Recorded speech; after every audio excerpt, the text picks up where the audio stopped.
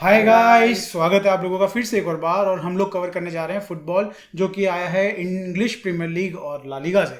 इस वीक हुई है जबरदस्त कंट्रोवर्सीज, गजब के भैया टर्न अराउंड्स, और क्या बोलते हैं कि मटिया मेट कर दी गई है कई सारी टीम्स की इज्जत। ठीक है, तो ये सब हुआ है और इन्हीं सब के बारे में हम डिस्कस करते हैं। तो चलिए शुरू करते हैं। One, two, three, four.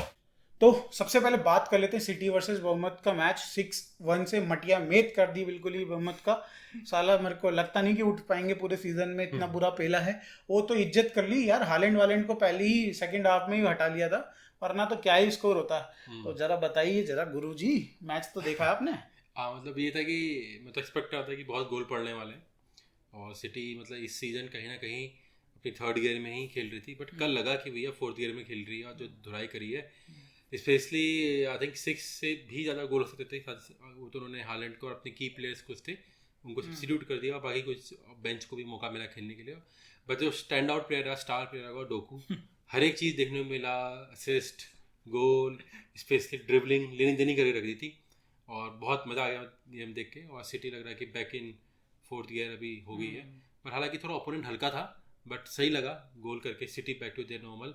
कुछ बॉटमोड ने कुछ ज़्यादा कुछ टक्कर दी भी नहीं और एक्सपेक्टेशन भी नहीं थी। बस city business as usual 6-1 comfortable win. बिना हालैंड के, मतलब सेकंड हाफ में हाँ, हटाने के बाद। हाँ जी। ठीक है, अब हम बात कर लेते हैं दूसरा मैच, जो कि यार अनएक्सपेक्टेड हो गया बिल्कुल ही। हम इस टीम को बोलते थे कि भाई ये टीम जबरदस्त टीम है, मतलब मिड टेबल की बहुत बढ़िया टीम है। हम बात करें वेस्ट हैम वर्सेस ब्रेंटफोर्ड की मैच की, भाई 3-2 से ब्रेंटफोर्ड ने पेल दिया है। और अगर हम जो अच्छे अच्छे चांसेस क्रिएट करे थे ब्रेंटफोर्ड ने, अगर उसको इंक्लूड करें तो 5-2 से 5-3 से मेरे हिसाब से बन रहा था स्कोर ये। बहुत ही जबरदस्त। अब मतलब गोल्स कितने ज्यादा हुए हैं यार इस गेम में, अगर आप देखो तो मतलब दनादन, कभी इधर गोल चले जा रहे थे, शूट्स लिए जा रहे थे, कभी उधर लिए जा रहे थे। थोड़ा बहुत बता दो इसके बारे में। नहीं, काफ़ी एंटरटेनिंग मैच था। और मतलब ऐसे मैचेस होते हैं जो अंडर द रडार रहते हैं, मतलब इतना उसमें लोगों का फोकस रहता नहीं है। बट ये मैचेस काफ़ी मतलब काफ़ी तगड़ा मैच था। क्योंकि मतलब शुरू हुआ था, गोल फेस्ट शुरू करा ब्रेंटफोर्ड ने, और उसके बाद दो लगातार गोल मारे वेस्ट हैम ने, और उसके बाद फिर दो लगातार गोल मारे ब्रेंटफोर्ड ने। तो ऐसा मैच रहा, मतलब कभी इस साइड कभी उस साइड, और गोल्स मतलब लगे भी, और चांसेस भी बहुत अच्छे चांसेस बने, और शॉट्स लेते ही रहे। तो मतलब ऐसे मैच देखने में मज़ा भी आता है। मतलब भले ही इतनी मतलब नोन टीम्स ना खेल रही हो, या मतलब इतनी फॉलो टीम्स ना खेल रही हो, बट मैच अच्छा होता है और हुआ भी। और मतलब ब्रैंडफोर्ड ने मतलब इंपॉर्टेंट 3 पॉइंट्स, वो भी टीम अगेंस्ट वेस्ट हैम, जो कि अच्छा खेलते आ रही थी।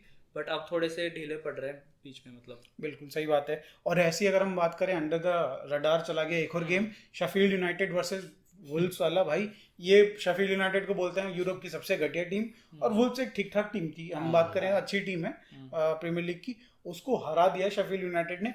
हम लोगों ने ऑल्दो देखा भी नहीं है तो ज़्यादा कवर नहीं कर सकते, बट एक बहुत ही जबरदस्त मुकाबला जो एक्चुअल में अंडर द रडार चला गया भाई, हम लोग देख नहीं पाए इस चीज़ को। चलो फिर मूव ऑन कर लेते हैं। हाईलाइट पूरे वीक की जो रही वो था न्यू कासल वर्सेज आर्सेनल। इसमें हुई सबसे बड़ी बड़ी कंट्रोवर्सीज। आप अगर कह सकते हो कि भाई लाइन के बाहर से, आर्सेनल का आर्टेटा के हिसाब से लाइन के बाहर से पहली कंट्रोवर्सी ये थी कि उठा के लेके आया बंदा बॉल, मतलब बेसिकली पिक करके लेके आया।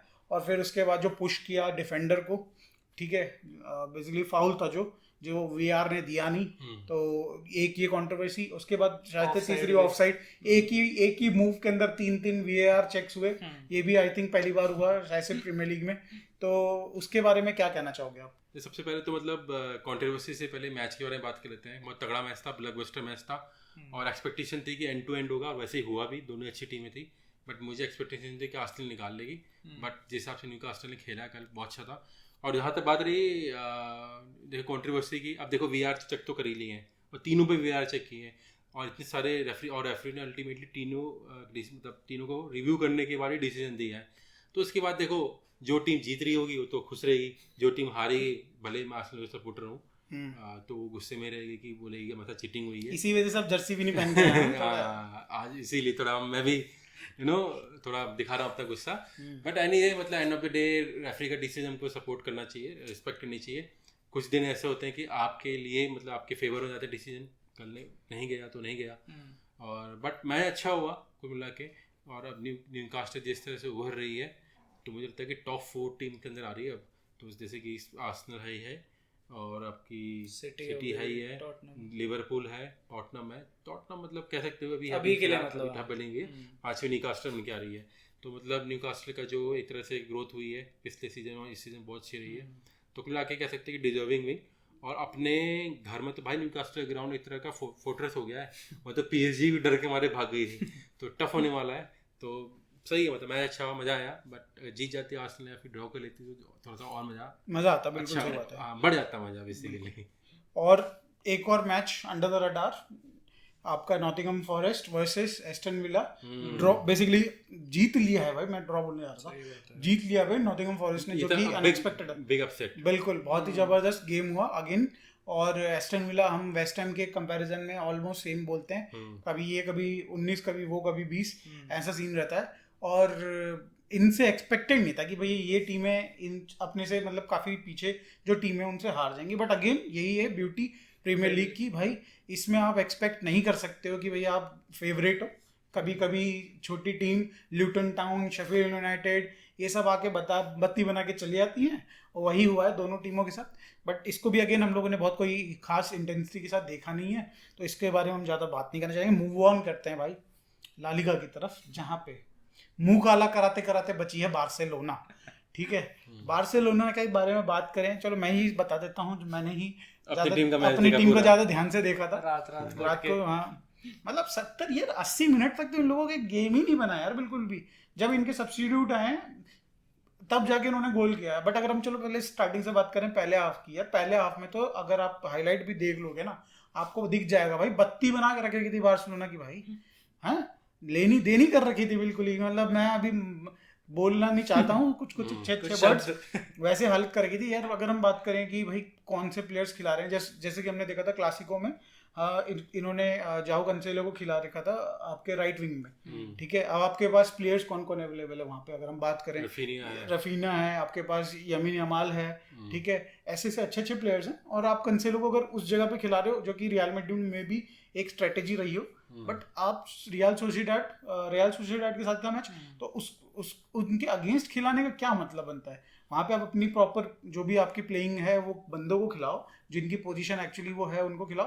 कंसेलो को उनके पीछे सपोर्ट में रखो, या फिर और वो भाई हमने देखा कंसेलो कभी भी आ सकता है, कहीं भी आ सकता है, उसको एक्सपेक्ट नहीं कर सकता। तो ये चीज़ है कि जो अपॉर्चुनिटी किसी कोच ने एक्सप्लोर नहीं की, हम देखते हैं कि कंसोलो की जैसे राइट विंग में लेफ्ट बैक कहीं भी खेले, डिफेंसिवली थोड़ा सा वीक है वो, बट ऑफेंसिवली उतना ही अच्छा है। मतलब उस हिसाब से जो विंग बैक होते हैं, आई थिंक मार्सेलो था इतना तगड़ा, अच्छा जो ड्रिबलिंग पासिंग सब कुछ, उसकी डिफेंस अच्छी थी। हाँ उसकी डिफेंस भी अच्छी थी, इसकी थोड़ी वीक है।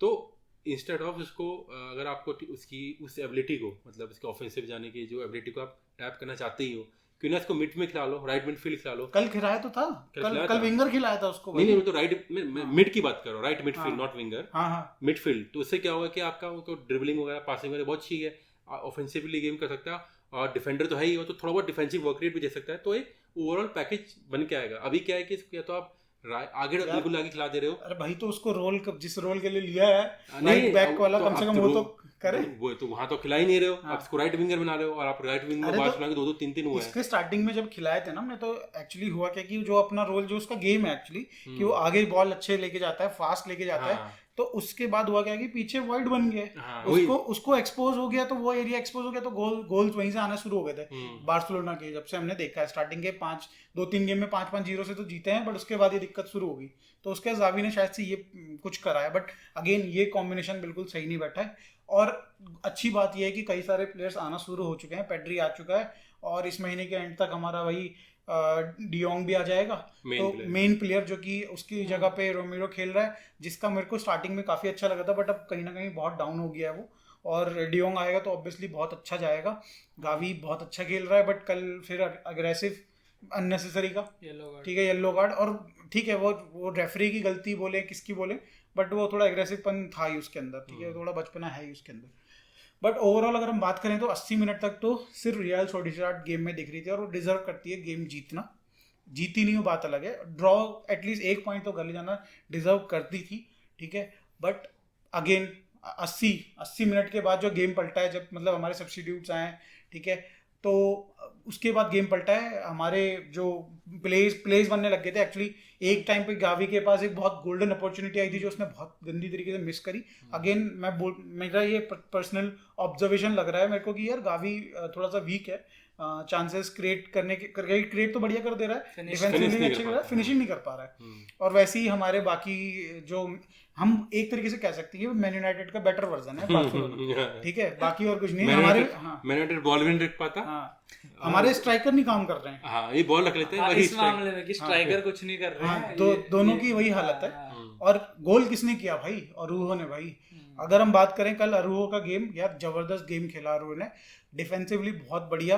क्योंकि आपने देखा ये एक बीच में एक दो कंडे मिस्टेक कर रहा था बार्ले, क्योंकि वो बहुत आगे एग्रेसिव खेलता है, आपका क्या बोलते हैं विंग्स में या खेलता है, तो कहीं ना कहीं वो भी एक्सपोज हो जाता है एरिया। तो हमारा अगर हम बात करें ये मतलब यहाँ पे चांसेस क्रिएट हो जाती हैं बाकी टीम के लिए, है ना। तो अरो ने अपना कम से कम राइट साइड में कोई चांसेस क्रिएट नहीं होने दिए, बहुत ही जबरदस्त अपने जो भी टैकल्स थे वो जीते, और उसके बाद बॉल भी लेके आगे प्रोग्रेस कर रहा है। और इन दी एंड आपने देखा भाई गोल कहाँ भागते हुए आया, ऑन साइड रहा, और गुंडोआ ने क्या पिक किया यार, जबरदस्त। बट बहुत बड़ी खतरे की घंटी बार्सिलोना के लिए कि भाई तुम अगर ऐसे डिपेंडेंट रहोगे डिफेंडर्स पे कि गोल वो लाके क्रेडिट करेंगे तुम्हारे लिए, तो नहीं भाई, नहीं हो पाएगा, ऐसे नहीं हो पाएगा।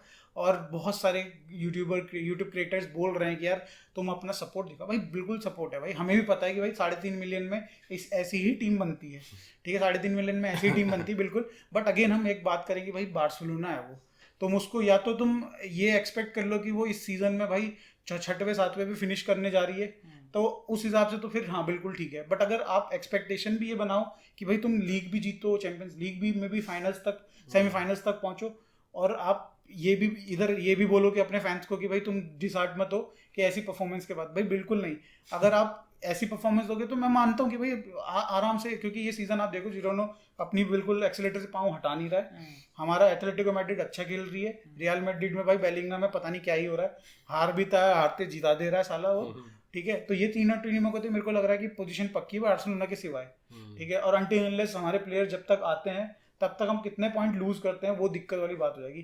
बट ठीक है, अच्छी बात है कि 3 पॉइंट आ गए हैं, और आने वाले टाइम में हमारे प्लेयर्स आएंगे तो और भी पॉइंट्स आएंगे, तो शायद से थोड़ा टेबल में ऊपर जाएंगे, ठीक है। बट चलो, ये तो रैंक था बार्सिलोना का फिर से एक और बार। अब हम बात करते हैं, अब तो आदत सी हो गई मुझे, अब तो आदत सी होगी हमको रैंक देने की। Welcome to the club.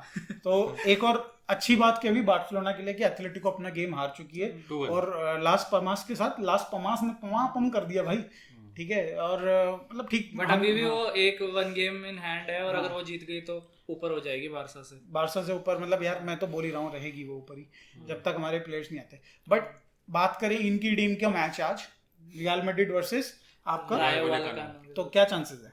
Chances 100% है, और क्या मतलब क्या 90 मिनट में बेलिंगम गोल मारेगा कि नहीं मारेगा? बेलिंगम तो पता नहीं, लेकिन मुझे लगता है कि निकालने की मैच, कौन निकालेगा? 2-1 ऑफ कोर्स। कौन निकालेगा? Real Madrid of course 2-1। मतलब रियल मैड्रिड के लिए कौन निकालेगा? मुझे लगता है कि बेलिंगम मार देगा एक आधा गोल। मुझे लगता है कि विनीसियस का ही गोल आने वाला है आज। और जिस हिसाब से पिछले हफ्ते आई है विक्ट्री अगेंस्ट, हाँ तो मुझे लगता है कि अच्छा मोराल भी हाई होगा, अच्छा वातावरण होगा टीम का, और बढ़िया अपना लीग। तो फिर टीम भी थोड़ी सी कंपैरेटिवली बार्सिलोना के कंपैरिजन में हल्की है, एटलीस्ट पेपर्स पे तो कहाँ से एक बंदा तो यार आपकी टीम में 100% एक्यूरेसी के साथ गोल मार रहा है, हर मैच में मार रहा है। हमारे पास कोई ऐसा बंदा नहीं है। तो फ्रैंकी डी जॉन्ग आएगा तो भी गोल करेगा ना भाई। वो फ्रैंकी डी जॉन्ग कौन गोल मारता है देखने यार, सीडीएम बंदा कहाँ से गोल मारने लग जाएगा? करेगा ना, वो इंस्पिरेशन लेगा, ये बनवा देगा। उसके लिए उसकी आप अगर कंपैरिजन करो तो बेलिंगम से पेड्री कंपेयर कर सकते हो कि हाँ ऐसा कुछ टैलेंट वाइज सिमिलर पोजीशन हुआ है, लेकिन पेड्री और गावी गोल उनका अच्छा नहीं भाई। कल मिडफील्ड पेड्री का कल आप गेम देखते ना, नहीं है वो गेम, बॉल ऐसे चिपका के रखी थी, एक एंटीनो 360 लेता है ऐसे करके, और एक पेड्री लेता है पूरा गोल सर्कल मार के अगले बंदे के। नहीं, वो तो स्पेन की टीम भी ऐसी करती है, पास करती थी, देते नहीं है, लेकिन अल्टीमेटली वो तो सब वही प्लेयर है, स्पेन का सब मिडफील्डर बनाती है, अटैकर भी बनाओ भाई कोई, तो यही है। बट मोराता नहीं बना रखा, कल क्या जबरदस्त गोल मारा था, अकेले कंधों में लेके जा रहा है स्पेन को। बट ये है कि हाँ रियल मैड्रिड मुझे लगता है कि अच्छी चांसेस है आज, होपफुली जीते और हम अगले वीडियो में उनकी तारीफ करें, कम से कम मेरी जर्सी पहनना भी सफल हो। ठीक है, तो ठीक है, आप लोगों को ये वीडियो कैसी लगी, बार्सिलोना का ऑलमोस्ट हारते हारते जीतना कैसा लगा, और हमारे सिटी का ताबड़तोड़। अरे एक चीज बोल दी होगी कि बायर्न और डॉर्टमुंड, बायर्न ने भाई धो दिया डॉर्टमुंड को भाई बायर्न में तो वन साइडेड मैच हो गया, कुछ बोलने लायक ही नहीं रहा, तो क्या डिस्कस करते तो बायर्न में आपका केन ने फिर से एक और हैट्रिक मार दी भाई, दूसरी तीसरी हैट्रिक है उसकी। आई थिंक 3 लगातार हैट्रिक है ना, तीसरी हैट्रिक है उसने, शायद से 10 मैचेस में 16 गोल मार दिए हैं, 15 गोल मार चुका है 3 तो हैट्रिक ही मार भाई। दी बेलिंगम, केन, हालैंड का तो मुश्किल लग रहा है इस बार मेरे को उसमें बैलन डोर में आना। जब गया था ना हैरी केन वहां, हमने तभी बोले थे कम से कम 40 गोल तो मारेगा क्योंकि भाई ऑब्वियसली क्वालिटी चीज है वो बिल्कुल ही टॉप प्लेयर है भाई। तो अब आई थिंक बहुत तगड़ा होने वाला है अगले सीजन का बैलन डोर, और आई थिंक ठीक है, बढ़िया है, सही है। तो चलो फिर, आप लोगों को ये वीडियो कैसी लगी प्लीज बताइएगा। बार्सिलोना का हारते जीतना, वही आपका क्या बोलते मैन सिटी का बिल्कुल 6-1 से हराना, और न्यूकासल और आर्सेनल की मार पिटाई। हाँ, आर्सेनल की पहली हार कैसी लगी आप लोगों को, ये प्लीज कमेंट में बताइएगा जरूर। वीडियो अच्छी लगी हो तो लाइक करिएगा, चैनल को सब्सक्राइब करिएगा। मिलते हैं नेक्स्ट वीडियो में, बाय।